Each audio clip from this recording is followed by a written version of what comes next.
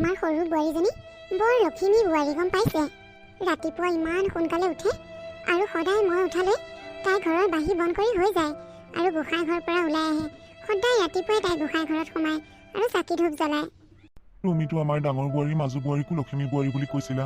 ক'তা সিহঁতে দেখোন ৰাতিপুৱা 10টা বজালৈকে বিচনা নেৰে। এই নতুন কাৰণেহে কৰিছে। পুৰণা হ'লে চাবা তাইও সিহঁতকেইজনীৰ নিচিনা একেই হ'ব। নহয় নহয়, সিহঁতকেইজনীতকৈ এই সম্পূৰ্ণ বেলেগ। বাৰু ভাল হ'লেই হ'ল আৰু। মা, দেউতা, ভিতৰলৈ আহক, মই চাহ দিছোঁ আপোনালোকক। বোৱাৰী, চাহ হ'লেই নেকি? অঁ মা, মই নামঘৰৰ পৰা ওলাই চাহ বনালোঁ। আপোনালোকক ভিতৰত বিচাৰিছোঁ নাই, গতিকে বাহিৰলৈ বিচাৰি আহিছোঁ। আহক, চাহ খাওকহি। বোৱাৰী, তুমি ৰাতিপুৱা বৰ সোনকালে উঠা ন? আগতে মই সোনকালে উঠিছিলোঁ। আজিকালি মই উঠালৈ তুমি উঠি গোটেই ঘৰৰ কাম কৰি শেষেই কৰা। ডাঙৰ বোৱাৰী আৰু মাজু বোৱাৰী ৰাতিপুৱা বেলাটো কেনেকুৱা সিহঁতে চকুৰে দেখাই নাই। সিহঁতে কিতাপতহে পঢ়িবলৈ পাইছে। সূৰ্য যে পূবফালে ওলায়, চকুৰে চাগে আজিলৈকে দেখাই নাই। ৰাতিপুৱা 10-11 বজালৈ বিচনাই নেৰে। দেউতাৰে ঘৰখন বুলি কিমান কষ্ট কৰে। ৰাতিপুৱা সদায় স্কুললৈ যাব লাগে আৰু 9 বজাত মই গৰম ভাত বনাই খুৱাই মানুহজনক পঠিয়াব লাগে।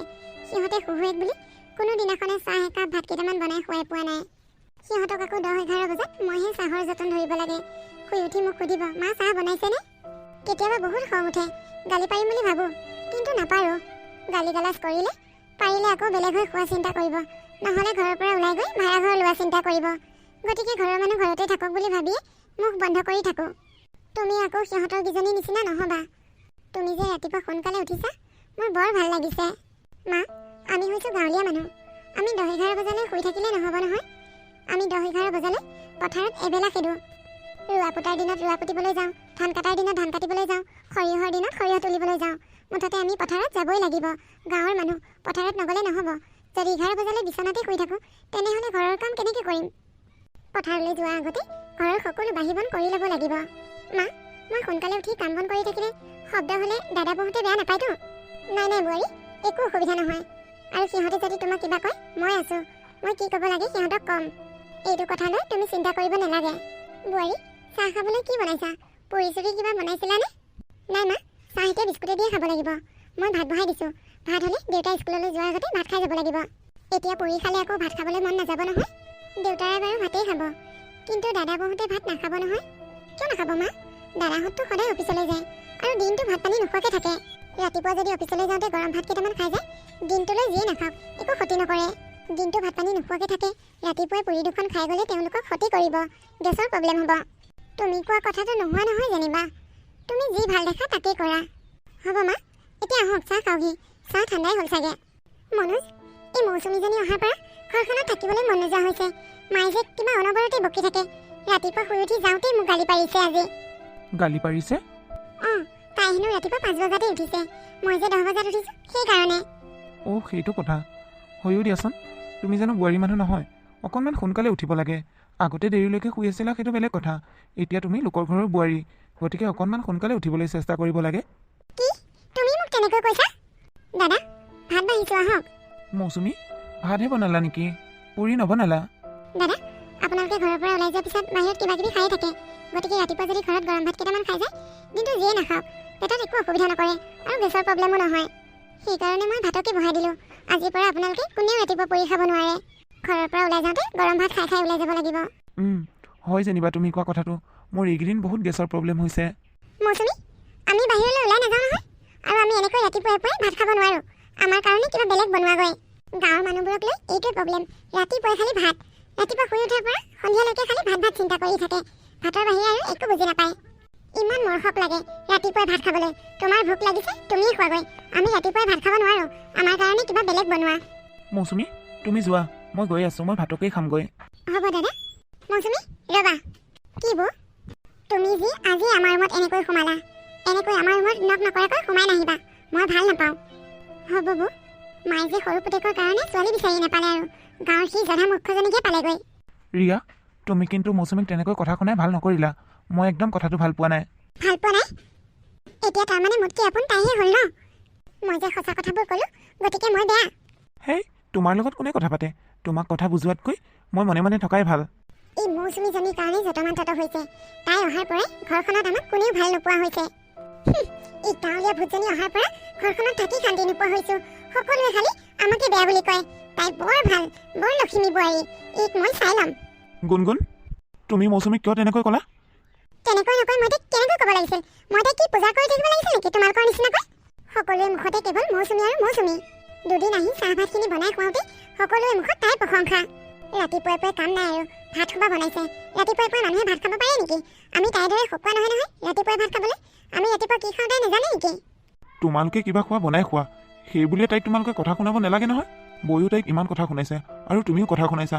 এনেকৈ তোমালোকে যদি তাইৰ লগত বেয়া ব্যৱহাৰ কৰা, তাই কেনেকৈ থাকিব এইখন ঘৰত? আৰু এইবোৰ কথা যদি ভাইটিয়ে কেনেবাকৈ গম পায়, আমাৰ ককাই ভাইৰ মাজত কম ডাঙৰ কাজিয়া হ'বনে? তাই ৰাতিপুৱা গৰম ভাতকেইটা বনালেই যেনিবা, কিন্তু বেয়া কামটো কৰিলে। অন্ততঃ এতিয়া আমি অফিচলৈ লঘোণে যাবলগীয়া হোৱা নাই। আমি কি তোমালোকক আগতে অফিচলৈ গ'লে লঘোণে পঠিয়াও নেকি? সদায় দেখোন ৰাতিপুৱা পুৰি বনাই দিওঁ। তোমালোককনো কথা কৈ কি লাভ? ৰাতিপুৱা অফিচলৈ যাওঁতে গৰম ভাত কেইটামান খাই গ'লে দিনটোলৈ কিমান ভাল লাগি থাকে জানানে? ৰাতিপুৱা ঘৰত পুৰি দুখন খাই যাওঁ আৰু গৈ বাহিৰত কিবা এটা খাই দিয়াৰ লগতে গেছ উঠে। গেছ উঠাৰ লগতে গোটেই গাটো বেমাৰী মানুহ যেন লাগে। তোমালোকে এইবোৰ কথা ক'ত বুজি পাবা? তোমালোকে টাউনীয়া মডাৰ্ণ ছোৱালী নহয় জানো? মৌচুমী যে গাঁৱলীয়া, গতিকে তাই জানে ৰাতিপুৱা ভাতকেইটা খাই দিয়াৰ পিছত দিনটোলৈ যিয়ে নোখোৱা একো অপকাৰ নকৰে। বেচেৰী মৌচুমীজনী অহাৰ পৰা ঘৰৰ সকলো কাম কৰি ফুৰে। তোমালোকৰ লগত একো কামতেই হিংসা নালাগে। আগতে ঘৰৰ কাম সকলো মায়ে কৰে, আজিকালি মায়েও একো নকৰে, চব তায়ে কৰে। তথাপিও তাইকে তোমালোকে কথা শুনাই থাকা।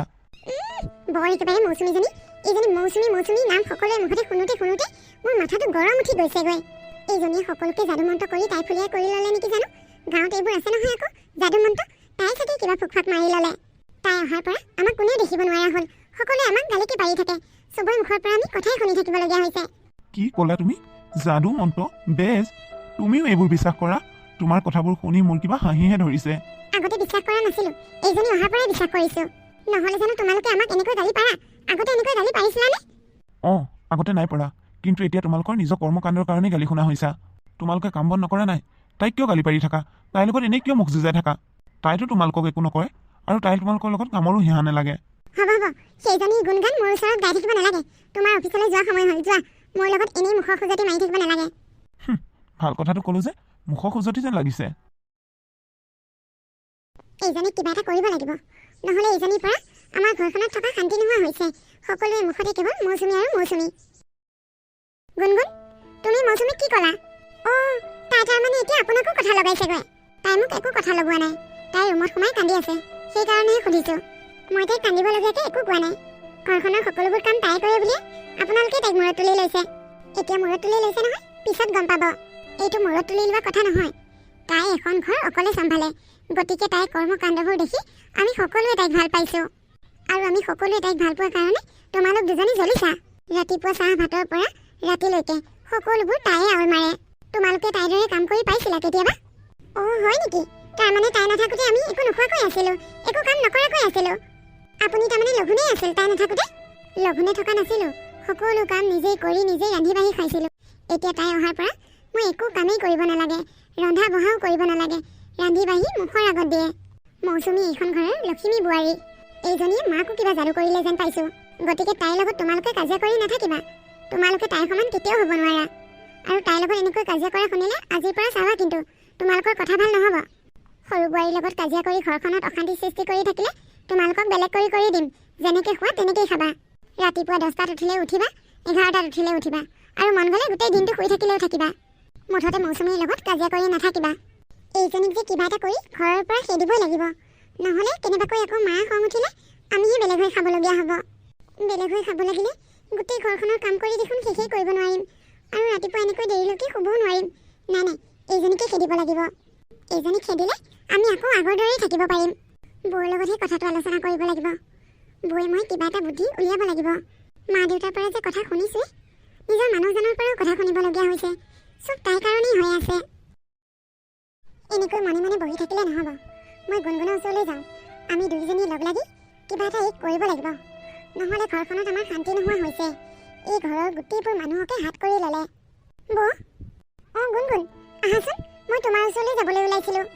গুণগুণ, ঘৰখনত দেখোন আমাৰ দুজনীক কোনো ভালেই নোপোৱা হৈছে। তাকে বৌ, ময়ো সেইকাৰণে তোমাৰ ওচৰলৈ আহিছোঁ।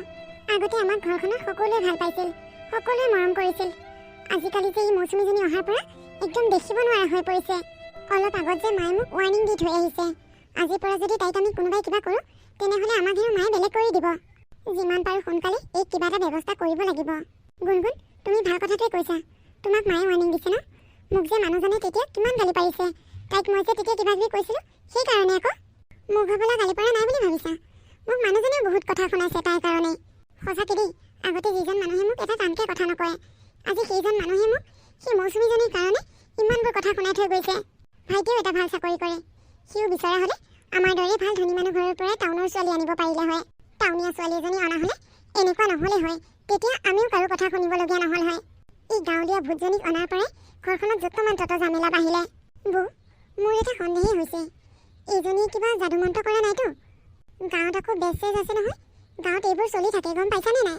তাই ঘৰৰ মানুহবোৰক চাহ ভাত দিওঁতে কিবা ঔষধ মিলাই দিলে চাগে, সেইকাৰণে তাইক সকলোৱে ভাল পোৱা হ'ল। হ'বও পাৰে। অথনি আমাৰ ৰুমলৈ যেনেকৈ দম দমকৈ সোমাই আহিছিলে, মই তাইক কিবা কিবি কওঁতে দাদাইহে মোক উল্টাকৈ ক'লে। অঁ হয় দিয়া, কালি আমাৰ ৰুমলৈও তেনেকৈ সোমাই গৈছে নহয়। দৰ্জাত নকো নকৰে আৰু মাতবোলো নিদিয়ে, ঘপককৈ ৰুমলৈ সোমাই যায়। বৰ আচৰিত। সেইজনী গাঁৱলীয়া ভূতে কি বুজি পায় দৰ্জাত নকৰিব লাগে নে নালাগে? এইবাৰো কি ব্যৱস্থা কৰা যায়?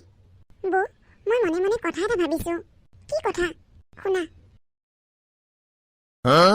কেনেকুৱা হ'ব কথাটো? বেয়া নহ'ব। তুমি বৰ ভাল বুদ্ধি শিকিছা। সকলোৱে তাইক লখিমী বোৱাৰী কৈ থাকে নহয়। তাইকো লখিমী বোৱাৰী গুণ আমি দেখুৱাই দিম। বা, তোমালোক দুইজনীয়ে মনে মনে কি কথা পাতি আছা? দাদা, বৰ ডাঙৰ কথা এটা হৈছে জানে? ডাঙৰ কথা? কি ডাঙৰ কথা? আপোনাক বা ক'লে এতিয়া আপুনি বিশ্বাস কৰে নে নকৰে?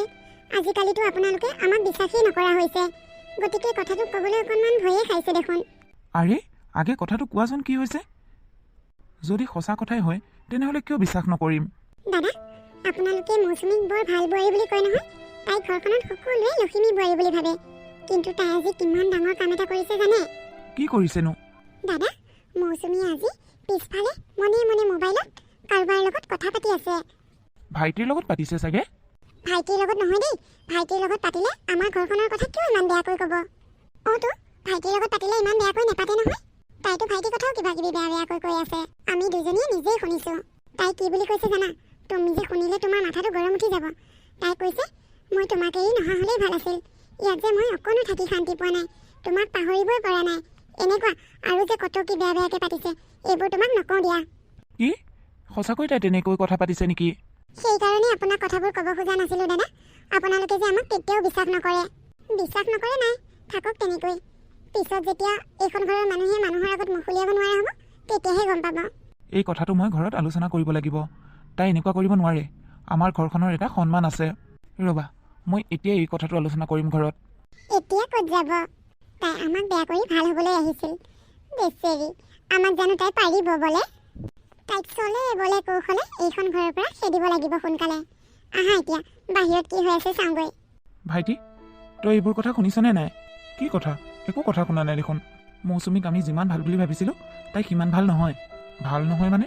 তই কি ক'ব বিচাৰিছ? অঁ, তাই কোনোবা ভালপোৱা ল'ৰা আছিল আগতে। আৰু এতিয়া ভাইটি নাথাকে যে, তাই মনে মনে সেই আগৰ ভালপোৱা ল'ৰাৰ লগত কথা পাতি থাকে। তই এইবোৰ কি কথা কৈছ দাদা? তোক কোনে কৈছে এইবোৰ কথা? গুণগুণ আৰু ৰিয়াই কৈছে। সিহঁত দুইজনীয়ে হেনো নিজেই শুনিছে। তাইক দেখিলে তেনেকুৱা যেন নালাগে। ইহঁত দুজনীয়ে তোক কিবা মিছা কথা কৈছে। নহয় ভাইটি, ইহঁত দুজনীয়ে যিখিনি কথা কৈছে শুনিলে তয়ো বিশ্বাস কৰিবি। আৰু সিহঁত দুজনীয়ে মিছা কথা কোৱা যেন লগা নাই মোৰ। সময় থাকোঁতেই কথাটো সোধা পোছা কৰাটো ভাল। পিছত নহ'লে ভাইটিয়েও আমাকে দুখ ধৰিব। আমি কথাবোৰ আগতীয়াকৈ জানিও একো নকলোঁ বুলি সি আমাকেই জগৰীয়া কৰিব। তেনেহ'লে কথাবোৰ সুধি পুছি একেবাৰে ক্লিয়াৰ হোৱাই ভাল। মাক মাতো ৰহ, মাৰ লগতে আলোচনা কৰি লওঁ। তহঁত দুটা কি হ'লো? বৰ গভীৰ আলোচনা কৰা যেন পাইছোঁ দেখোন। মা, মৌচুমী ক'ত? আছে চাগে কোনোবা ফালে কাম বন কৰি। তাইক মাতাচোন, কথা এটা সুধিবলগীয়া আছে। মৌচুমী, মৌচুমী, ক'ত আছা? এইফালে আহাচোন। মা, মোক মাতিছিলে নেকি? অঁ, এই দাদাহঁতেহে মাতিবলৈ কৈছিল। মৌচুমী, আমি তোমাৰ কথা এটা শুনিছোঁ। কথাটো সঁচা নে মিছা জানিবলৈহে তোমাক মাতিলোঁ। কি কথা দাদা? আমি সকলো অফিচলৈ যোৱাৰ পিছত তুমি ঘৰত কোনো নোহোৱা সুযোগ লৈ কাৰোবাৰ লগত হেনো মনে মনে ফোনত কথা পাতি থাকা। তোমাৰ কাৰোবাৰ লগত অবৈধ সম্পৰ্ক আছে নেকি? দাদা, এইবোৰ আপোনালোকে কি কথা কৈছে?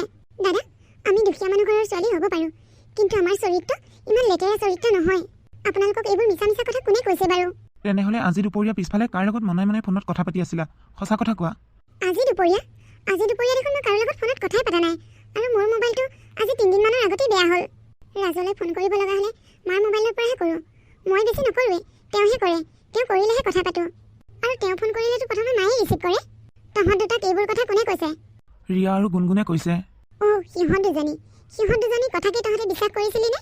সৰু বোৱাৰী মোবাইলটো বেয়া হোৱা যে 3 দিন মানে হ'ল, আৰু সৰু বাবাই ফোন কৰিলে মোৰ মোবাইলতে কৰে। মোৰ মোবাইলত ফোন কৰিলে মই মাতি পেলাই তাইক দিলেহে তাই কথা পাতে। তাইক ক'ৰ পৰা মোবাইল পাব বেলেগৰ লগত মনে কথা পাতিবলৈ? ঘৰখনত কি হৈ থাকে নাথাকে সিহঁত দুজনী একো গমেই নাপায়। গতিকে সিহঁতে এই প্লেনিংটো কৰিছিল। আজি যদি সৰু বোৱাৰীৰ মোবাইলটো সঁচাকৈ ভাল হৈ থাকিল হয়, তাইকতো সকলোৱে বিশ্বাস কৰি ল'লোঁ হয় আমি যে তাই কাৰোবাৰ লগত নিশ্চয় মনে কথা পাতে। দাদা, বৌ আৰু গুণগুণৰ কথা একেবাৰে সহজতে বিশ্বাস কৰি নল'বি।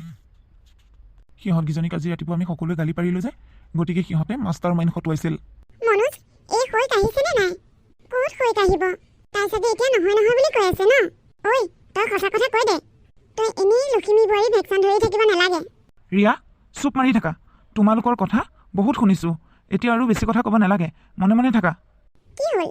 লখিমী বোৱাৰীয়ে সন্মানত আঘাত সানাৰ কাৰণে আমাকেই জগৰীয়া কৰিছে নেকি আকৌ? মোক আৰু বেছি ধৈৰ্য পৰীক্ষা লৈ নাথাকিবা।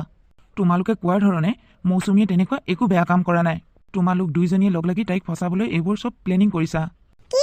আমি প্লেনিং কৰিছোঁ? কোনে কৈছে? হ'ব গুণগুণ, বেছি কথা ক'ব নালাগে, মনে থাকা। মৌচুমীয়ে কাৰো লগত কথা পতা নাই। তাই মোবাইলটো বেয়া হৈ থকা আজি 3 দিনেই হ'ল। তাই যাৰ লগত কথা পাতে মাৰ মোবাইলৰ পৰা পাতে।